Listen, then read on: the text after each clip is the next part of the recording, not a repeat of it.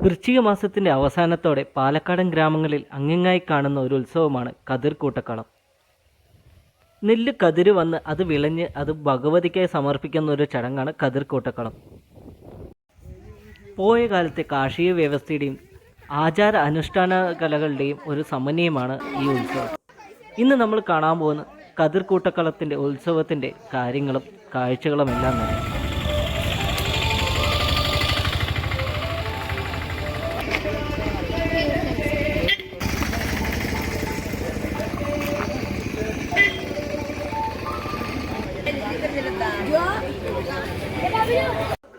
ഇന്ന് നമ്മൾ വന്നിരിക്കുന്നത് പാലക്കാട് ജില്ലയിൽ നെന്മാറയ്ക്കടുത്തുള്ള കോഴിക്കാട് ഭഗവതി ക്ഷേത്രത്തിലാണ്.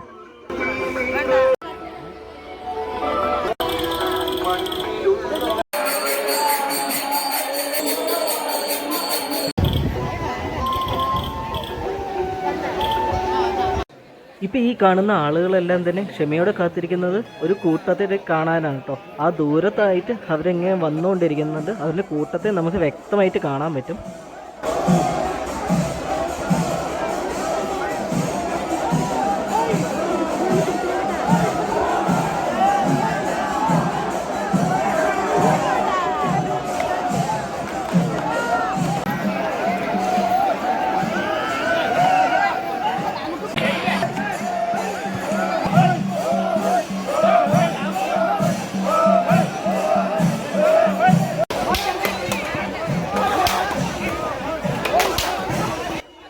ഒരു പ്രത്യേക ഗോത്ര വിഭാഗത്തിൽപ്പെട്ടവരുടെ പണ്ടുണ്ടായിരുന്ന അനുഷ്ഠാന കലാരൂപത്തിൻ്റെ അതേപടി പകർത്തിയെടുത്തിട്ടാണ് ഈ പുതുതലമുറയിൽ ഇതുപോലെ ഈ ചടങ്ങുകളെല്ലാം നടത്തി വരുന്നത്.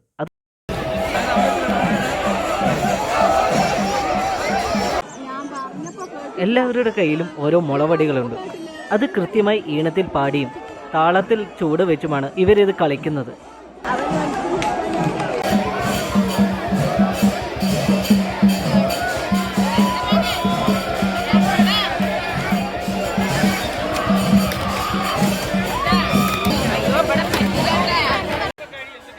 ഗ്രാമീണ കാർഷിക വിഭാഗം വിളവെടുപ്പ് കഴിഞ്ഞ് കാർഷിക വിഭവങ്ങൾ തട്ടകത്തിൽ കാണിക്കയെ സമർപ്പിക്കുന്ന ചടങ്ങാണ് കതിർ കൂട്ടക്കളം. കതിർവേള, കളമെഴുത്ത്, പന്തംകളി, തോറ്റംപാട്ട് തുടങ്ങിയ ദൃശ്യ ശ്രവ്യ കലകളുടെ സമന്വയം കൂടിയാണ് ഈ ഉത്സവം. തോറ്റംപാട്ടിലെ ഇതിവൃത്തമായ കൊടുങ്ങല്ലൂരമ്മയെക്കുറിച്ചുള്ള ഐതിഹ്യമാണ് പുള്ളോട്, കൂടല്ലൂര്, വിത്തൻശ്ശേരി, തട്ടാരമൂർത്തി, കോന്നല്ലൂര്, മേലേക്കാവ്, വാനൂര്, വല്ലങ്ങി, കോഴിക്കാട്ടുകാവ് എന്നീ മൂലക്കാവുകളിൽ ധനുമാസത്തിലെ ആദ്യ ആഴ്ചകളിൽ കതിർകൂട്ടക്കളം ആഘോഷിക്കുന്നു.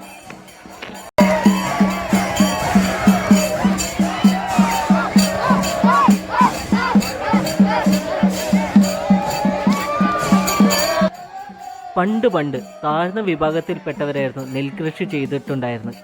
അവർ നെൽകൃഷി ചെയ്ത് അത് വിളവെടുത്ത് അവർക്കുണ്ടായ വിളവിൻ്റെ വലിയൊരു ഭാഗം തന്നെ അവരുടെ മൂലക്കാവുകളിൽ, അടിമക്കാവുകളിൽ എന്നൊക്കെ പറയുന്നവരെ കൊണ്ടുപോയി ഏൽപ്പിക്കാറാണ് പതിവ്.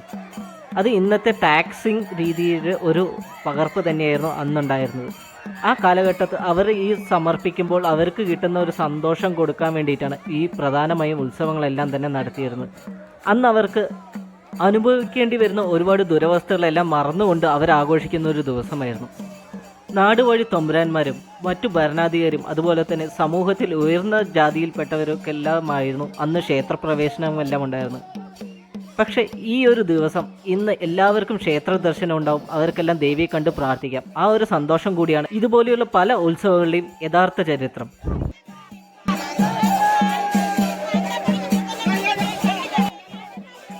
ഈ ദൃശ്യത്തിൽ കാണുന്ന ഓരോ മുളംതണ്ടുകളും അന്നുണ്ടായിരുന്ന പണ്ടുകാലത്തെ കാർഷിക ഗ്രാമങ്ങളെ സൂചിപ്പിക്കുന്നതാണ്. എത്ര മുളകളുണ്ടോ അത്രയും ഗ്രാമങ്ങളിൽ നിന്നുള്ളവരാണ് ഇവിടെ വന്നിരിക്കുന്നതെന്നാണ് ഐതിഹ്യം. അതുകൂടാതെ തന്നെ ആ മുളകളിൽ തൂക്കിയിരിക്കുന്ന ഓരോ കതിർക്കുലകളും ഓരോ കുടികളാകുന്നു, അതായത് ഓരോ വീടുകൾ. ഓരോ വീട്ടുകളിലും ആ കതിർക്കുലകൾ അവർ സമർപ്പിക്കാനായിട്ടാണ് ഇവിടെ കൊണ്ടുവന്നിരിക്കുന്നത്.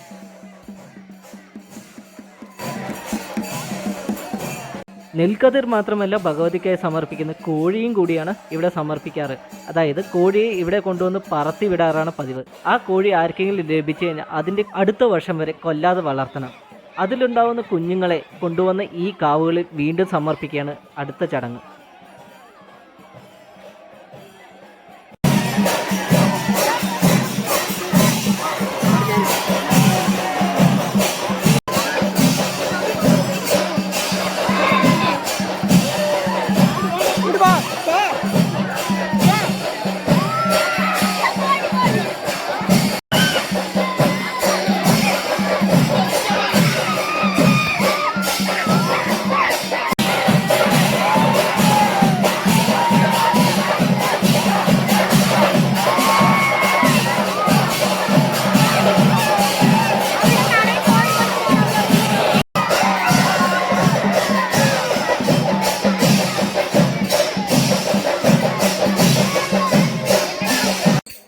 കതിർക്കൂട്ട ഉത്സവങ്ങളുടെ പ്രധാന ഭാഗം തന്നെയാണ് തോറ്റംപാട്ട്.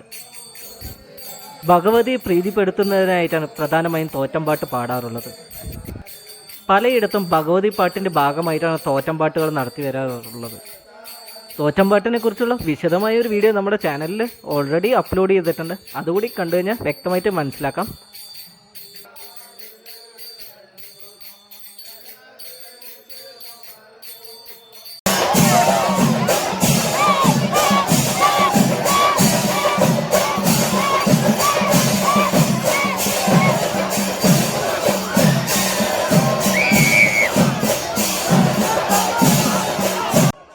അടുത്ത ചടങ്ങ് എന്ന് പറയുന്നത് കാവുകൾക്ക് മുന്നിലുള്ള കല്ലിൽ ഈ കൊണ്ടുവന്ന മുളവടികൾ ഓരോന്നായി തല്ലി പൊട്ടിക്കുകയാണ്.